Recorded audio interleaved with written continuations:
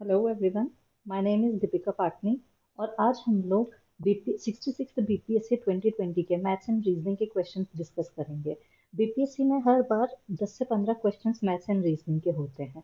तो इन क्वेश्चंस को डिस्कस करके हम ये अश्योर कर सकते हैं कि एटलीस्ट वो वाले क्वेश्चंस हम पूरी तरह से कर सकें और उतने मार्क्स हम अश्योर कर सकते हैं। तो पहला जो क्वेश्चन बीपीएससी में पूछा गया था, 66 बीपीएससी में 10 क्वेश्चंस आए थे मैथ्स और रीजनिंग से।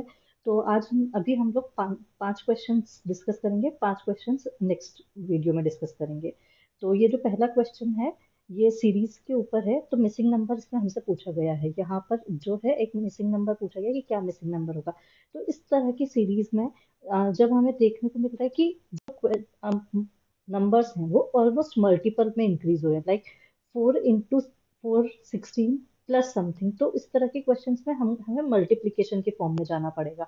तो इस तरह के क्वेश्चंस को सॉल्व करने के लिए पहला काम ये होना चाहिए कि हम नंबर्स को ब्रेक कर लेते हैं कि किस तरह से हम उन्हें ब्रेक कर सकते हैं, कितने पार्ट्स में ब्रेक कर सकते हैं। तो अगर मैं 4 को ब्रेक करूं तो इट्स लाइक 2 into 2। 18 को ब्रेक करेंगे तो 2 into 3 into 3। 48 को करेंगे तो 3 into 4 into 4। 100 को करेंगे तो 2 into 2 into 5 into 5। तो इस तरह से अगर मैं देखूं तो मेरे पास जो एक मुझे पैटर्न दिखाई दे रहा है वो इस तरह का दे रहा है कि यहाँ मेरे पास हो गया 1 into 2 स्क्वायर, यहाँ पर मेरे पास हो गया 2 into 3 स्क्वायर, यहाँ मेरे पास हो गया 3 into 4 स्क्वायर, और यहाँ हो गया 4 into 5 स्क्वायर। तो अगर मैं इस नंबर के लिए देखूं तो ये मेरे पास होना चाहिए 5 into 6 स्क्वायर। तो वो होगा 5 into 36, दैट इज 120। तो यहाँ पर 120 हमारा आंसर निकल कर आ जाएगा। तो इस तरह से, इसी तरह से अगर ये वाला भी मैं नंबर देखूं तो ये है 6 into 7 स्क्वायर, और ये वाला नंबर है 7 into 8 स्क्वायर।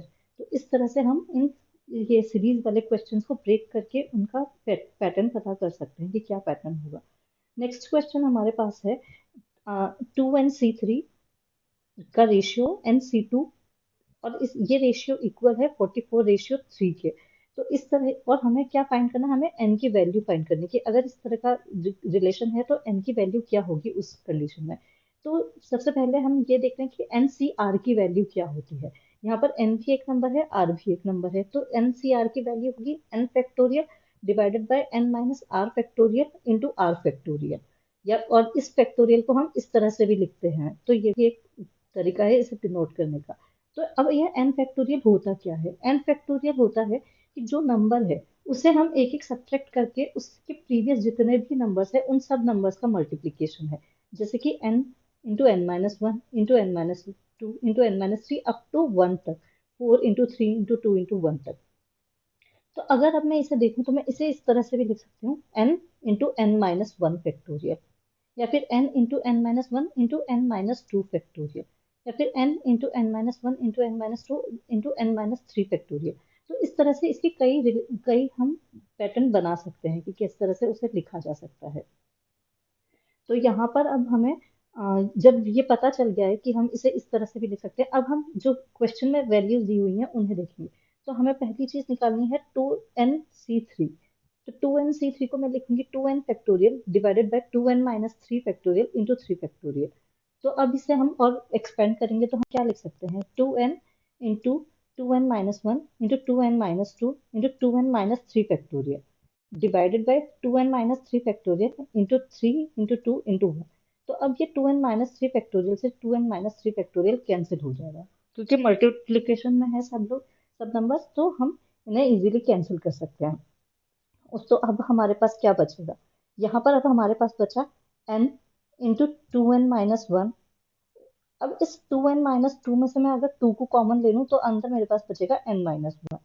तो इस तरह से हमारे पास ये एक्सप्रेशन बचा है। तो 2n-3 मेरे पास आ गया है यहाँ पर, 2nc3 यहाँ पर मेरे पास आ गया है 2n into 2n-1 into n-1 divided by 3, क्योंकि यहाँ पे हमने 2 से इस 2 को भी कैंसिल कर दिया है। तो हम तो यहाँ पर हमारे पास ये एक्सप्रेशन अब बचा है 2nc3 का। अब नेक्स्ट एक्सप्रेशन हमें किसका चाहिए, nc2 के लिए। तो nc2 को हम लिख सकते हैं n factorial divided by n minus two factorial into two factorial. इस n फैक्टोरियल को भी हम लिख सकते हैं n into n minus one into n minus two factorial divided by n minus two factorial into two into one.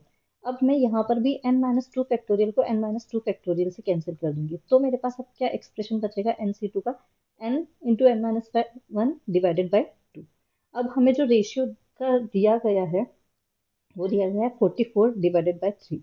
तो यहाँ पर मैं इसे लिख सकती हूँ 2n into two n minus one into n minus one divided by three divided by n into n minus one divided by two. इसे हम क्या लिख देंगे 44 अपॉन थ्री। अब ये जब इसे सॉल्व करेंगे तो ये टू न्यूमरेटर में चले जाएगा और ये n माइनस वन यहाँ पर denominator, n into n minus one यहाँ पर डिनोमिनेटर में आ जाएगा। और तो इसे अब हमने क्या लिख दिया 2n into two n minus one into n minus one into two ये वाला, और डिवाइडेड बाय थ्री ये इंटू एन माइनस वन। तो अब हमारे पास क्या आया इसका 44 डिवाइडेड बाय थ्री। इसे अब हमने ये लिख दिया। तो अब हम इसे कैंसिल करेंगे तो ये थ्री से थ्री कैंसिल हो गया, ये टू इंटू टू फोर हो गया, फोर से ये 11 टाइम्स कैंसिल हो गया, और ये n माइनस वन से n माइनस वन कैंसिल हो गया और n से n कैंसिल हो गया। तो अब हमारे पास यहाँ पर बचा है 2n minus one is equal to 11। तो अब हम इसे 2n इज इक्वल टू 12 लिख सकते हैं और n इज इक्वल टू 6 अब हमारे पास आ जाएगा। आप एक बार देख लीजिए अच्छे से, यहाँ पर n इज इक्वल टू 6 आ गया हमारे पास में। अगर और भी कोई भी डाउट है तो आप कमेंट्स में पूछ सकते हैं, मैं और भी अच्छे से एक्सप्लेन कर सकती हूँ इसे कि कहाँ पे कौन सी स्टेप में क्या हमने किया है। आप एक बार वापस से देख सकते हैं पूरा एनसीआर क्या होता है, एन फैक्टोरियल क्या होता है, फिर किस तरह से हमने टू एन सी थ्री की वैल्यू डिराइव करी है, किस तरह से एन सी टू की वैल्यू डिराइव करी है, और उसे फिर उस इक्वेशन में डाल के जो हमें क्वेश्चन में दी गई है उस इक्वेशन में डाल के हम कैसे निकालेंगे। तो इस तरह से हमने ये क्वेश्चन सॉल्व किया है। नाउ नेक्स्ट क्वेश्चन, ये एक एवरेज के ऊपर है। तो क्या पूछा गया है इस क्वेश्चन में हमसे कि m नंबर्स का एवरेज n स्क्वायर है और n नंबर्स का एवरेज m स्क्वायर है, तो हमें m प्लस n नंबर्स का एवरेज निकालना होगा। ओके, तो अगर एवरेज का फॉर्मूला क्या होता है, एवरेज का फॉर्मूला होता है सम divided by number of terms. तो अगर मैं m नंबर्स का एवरेज देखूं तो मैं एस m उसका सम मान लेती हूँ divided by m, m number of terms हो गई is equal to n square हमारे पास हो गया। तो मैं यहाँ पर सम निकाल लूंगी m नंबर्स का, तो सम कितना हो जाएगा m into n square. Similarly अगर मैं n नंबर्स की बात करूं तो एस n मैं उनका सम मान लूंगी divided by n is equal to m square. तो यहाँ पर मैं एस n निकाल सकती हूँ m square n। I hope आप लोगों को समझ आ रहा होगा कि किस तरह से हमारे पास ये दोनों एक्सप्रेशंस आ गए हैं। अब हमें m प्लस n नंबर्स का सम एवरेज निकालना है, तो उसका होगा S m plus S n divided by m plus n। तो इसे मैं लिख सकती हूँ m n स्क्वायर, सॉरी मैं नीचे कर देती हूँ, m n square plus m square n divided by m plus n। अब इसे अगर हम सॉल्व करेंगे तो ये हमारे पास m n कॉमन आ जाएगा, m प्लस n यहाँ बचेगा divided by m plus n। तो ये कैंसिल होके हमारे पास m n आ जाएगा जो कि इसका आंसर है। Okay, next question. Next question एक हमें हमें बोला गया है कि एक ग्रुप है, एथलेटिक टीम है इस स्कूल की, उसमें 21 लोग हैं जो कि बास्केटबॉल खेल रहे हैं, 26 लोग हैं जो कि हॉकी की टीम में है और 29 लोग हैं जो कि फुटबॉल की टीम में है। अब उनमें 14 हैं जो कि बास्केटबॉल और हॉकी खेल रहे हैं, 12 हैं जो कि फुटबॉल और बास्केटबॉल खेल रहे हैं और 15 हैं जो कि हॉकी और फुटबॉल खेल रहे हैं और 8 ऐसे हैं जो कि तीनों गेम्स खेल रहे हैं। तो इस टाइप के क्वेश्चंस में पाई चार्ट से सॉल्व करना ज्यादा इजी होता है, तो हम एक बार इसे पाई चार्ट की तरह से देख लेते हैं। तो ये एक ग्रुप हो गया, ये एक टीम हो गई, ये दूसरी टीम हो गई और ये एक और तीसरी टीम हो गई। तो ये हमारी एक बास्केटबॉल टीम हो गई, एक फुटबॉल टीम हो गई और एक हॉकी की टीम हो गई। तो अब बास्केटबॉल में 21 लोग हैं, हॉकी में 26 लोग हैं और फुटबॉल में 29 लोग हैं। तो अब क्या बोला गया है कि 14 लोग बास्केटबॉल और हॉकी खेलते हैं, बास्केटबॉल और हॉकी 14 लोग खेलते हैं। ये वाला जो एरिया है जो दोनों में बास्केटबॉल और हॉकी दोनों के लिए कॉमन है, तो ये 14 है। उसके बाद बोला गया है 12 लोग ऐसे हैं जो कि फुटबॉल और बास्केटबॉल खेलते हैं, तो ये वाला जो एरिया है ये 12 लोग कॉमन, ये 12 लोग ऐसे हैं जो कि बास्केटबॉल और हॉकी खेल रहे हैं, सॉरी फुटबॉल और बास्केटबॉल खेल रहे हैं। और 15 लोग ऐसे हैं जो कि ये ये वाला एरिया जो होगा हमारा ये 15 लोगों का होगा। तो ये 15 लोग ऐसे हैं जो कि हॉकी और फुटबॉल खेल रहे हैं। ठीक है। तो अब उसमें उसके अलावा इसमें क्या दिया गया है, उसके अलावा दिया गया है कि 8 लोग ऐसे हैं जो कि ये तीनों खेल रहे हैं, ये वाला जो एरिया है शेडेड एरिया, यहाँ पर ये 8 लोग खेल रहे हैं। तो अब हमें निकालना है कि सिर्फ hockey, how many people football, football कितने लोग खेल रहे हैं सिर्फ फुटबॉल। ओके सो दिस, तो हमें ये फाइंड आउट करना है कि सिर्फ फुटबॉल कितने लोग खेल रहे होंगे, ये वाला एरिया जो है ये वाला हमें फाइंड आउट करना है।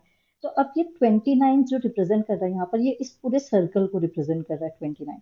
तो ये 29 इसमें से हम माइनस करेंगे, क्योंकि हमें सिर्फ ये वाला एरिया चाहिए, तो हम ये वाले एरिया को माइनस कर देंगे, तो माइनस हम कर देंगे 12। उसके अलावा हमें ये भी एरिया नहीं चाहिए, तो हम इसमें से 15 भी माइनस कर देंगे। लेकिन अब क्या हो रहा है कि ये वाला जो एरिया है ये 2 बार माइनस हो गया, क्योंकि 12 के साथ भी माइनस हो गया और ये 15 के साथ भी माइनस हो गया, तो इसलिए हम एक बार इस एरिया को ऐड कर देंगे। तो इस तरह से अगर हम देखेंगे तो हमारे पास ये 10 आ जाएगा इसका आंसर। तो ये 10 इसका आंसर हो जाएगा। 10 लोग ऐसे होंगे जो कि सिर्फ फुटबॉल खेल रहे होंगे। क्यों हमने क्या किया है, इस 29 में से ये वाले एरिया को माइनस कर दिया है और ये वाले एरिया को माइनस कर दिया, और ये वाला एरिया जो कि 2 बार माइनस हो गया था इसके साथ भी और इसके साथ भी, उसे एक बार ऐड कर दिया है। सॉरी। हाँ, नाउ नेक्स्ट क्वेश्चन। ये हमारा आज का लास्ट क्वेश्चन होगा, उसके बाद हम नेक्स्ट वीडियो में डिस्कस करेंगे बाकी के 5 क्वेश्चन। ठीक है, तो ये टाइम एंड वर्क पे है ये क्वेश्चन। तो ये बोल रहे हैं कि मोहन है जो कि एक काम को 25 दिन में कर रहा है, और सोहन है जो कि एक काम को 20 दिन में कर रहा है। तो अगर दोनों साथ में काम कर रहे हैं 5 दिन के लिए, लेकिन उसके बाद क्या होता है, मोहन छोड़ देता है, Mohan leaves off. How long will Sohan take to complete the remaining work? Okay. तो अब अगर हम देखें तो मोहन एक काम को कर रहा है 25 दिन में, और सोहन एक काम को कर रहा है 20 दिन में। अब इस तरह के क्वेश्चंस में क्या होता है कि जनरली हम निकालते हैं कि एक दिन में ये लोग कितना कितना काम कर रहे होंगे, तो हम उसको फ्रैक्शन में कर लेते हैं। जो हमने स्कूल टाइम पे सीखा हुआ है वो वैसा वाला मेथड होता है। लेकिन इस टाइप के क्वेश्चंस को लेकिन फ्रैक्शन में थोड़ा कैलकुलेशन में टाइम लग जाता है। इसलिए हम क्या करेंगे, एक ऐसा नंबर देखेंगे जो इन दोनों का एलसीएम होगा, मतलब कि इन दोनों से डिविजिबल, ये दोनों इन दोनों से डिविजिबल होगा। तो वो एक नंबर है हमारे पास 100। तो हम ऐसा मान लेते हैं कि 100 हमारा टोटल वर्क है, टोटल वर्क हमारा 100 है, जिसे कि मोहन 25 दिन में खत्म कर ले रहा है। तो एक दिन में मोहन कितना काम कर लेगा, तो 25 दिन में अगर मोहन 100 पार्ट काम कर रहा है तो एक दिन में मोहन 4 पार्ट ही काम कर रहा होगा। और इसी तरह से सोहन एक दिन में अगर 20 पार्ट, सॉरी 100 पार्ट को 20 दिन में कर ले रहा है, तो एक दिन में 5 पार्ट को कर रहा होगा सोहन। ठीक है। समझ समझ में आ रहा है? अगर नहीं समझ में आ रहा है तो आप प्लीज कमेंट्स में पूछिए, मैं इसे वापस से रिकॉर्ड करके भेज सकती हूँ, वापस से हम लोग एक डाउट सेशन रख सकते हैं जहां पर हम वापस से इसे देख सकते हैं। फिर भी मैं एक बार फिर से रिपीट कर देती हूँ। मोहन 25 दिन में 100 काम के 100 पार्ट को कर रहा है, तो एक दिन में 4 पार्ट को ही कर पा रहा होगा। और इसी तरह से सोहन 100 पार्ट को 20 दिन में कर रहा है, तो एक दिन में सोहन 5 पार्ट काम कर रहा होगा। तो अगर मैं एक दिन का निकालूं मोहन प्लस सोहन का, तो 9 पार्ट दोनों काम कर रहे हैं एक दिन में, मोहन प्लस सोहन। ठीक है। अब वो बोल रहे हैं कि इन दोनों ने टुगेदर 5 दिन के लिए काम किया है, तो 5 दिन के लिए अगर काम किया है तो 9 × 5 = 45 पार्ट्स इन्होंने काम कर लिया है। उसके बाद हमारे पास काम बचा है 100 - 45 = 55 पार्ट। अब इस 55 पार्ट को करने में क्वेश्चन में पूछा गया कि सोहन इस 55 पार्ट को, रिमेनिंग वर्क जो कि 55 पार्ट है, उसे करने में कितना टाइम लगाएगा।